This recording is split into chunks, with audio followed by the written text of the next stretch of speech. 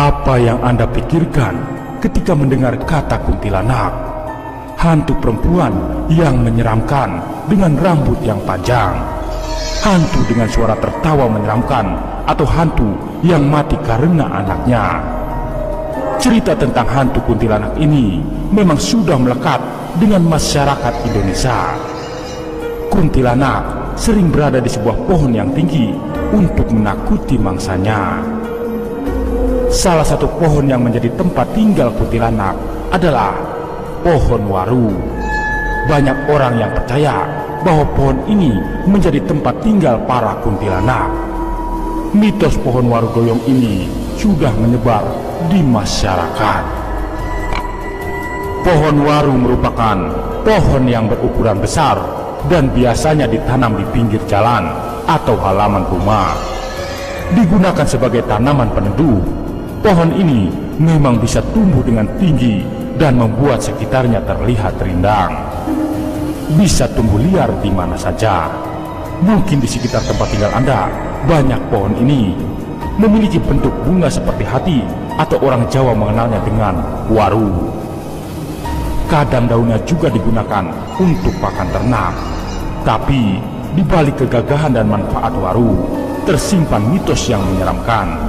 Bahkan banyak orang yang takut untuk berada di pohon waru pada malam hari. Mitos pohon waru doyong memang sudah kental di masyarakat.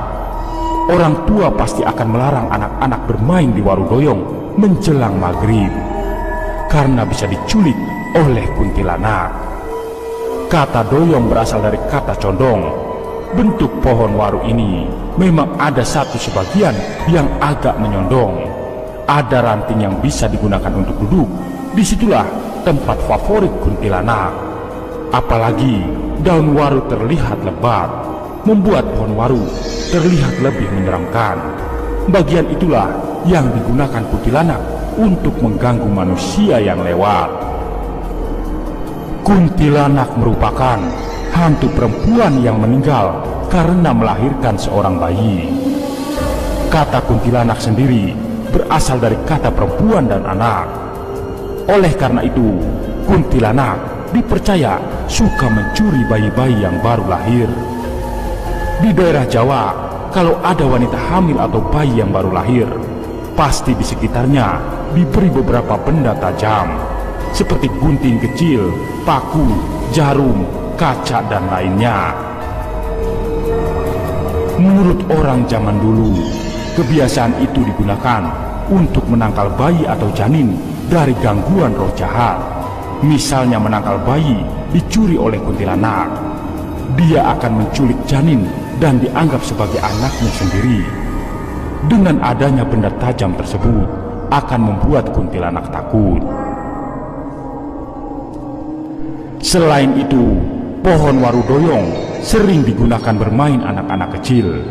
Di bawah pohon yang rindang dan teduh, membuat anak-anak betah berlama-lama main di sana. Ini yang membuat kuntilanak suka berada di pohon waru.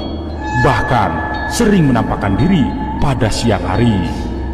Ketika pohon waru sudah semakin besar dan tinggi, aura mistisnya memang sangat terlihat. Kuntilanak sering mengganggu dengan suara tertawanya yang khas. Selain itu, akan melemparkan batu atau apapun untuk mengganggu. Sebenarnya, kuntilanak tidak hanya tinggal di pohon waru doyong saja. Mereka sering tinggal di pohon tinggi yang sudah terlihat tua.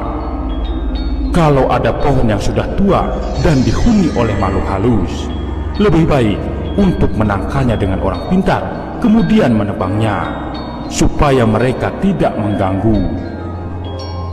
Tapi, kalau pohon itu digunakan untuk berteduh, lebih baik dibiarkan saja, supaya lingkungan tetap asri. Yang penting, kita harus saling menghormati satu sama lain dengan makhluk yang tak terlihat, sehingga mereka tidak akan mengganggu. Itulah mitos dan misteri pohon waru doyong. Terima kasih telah menonton.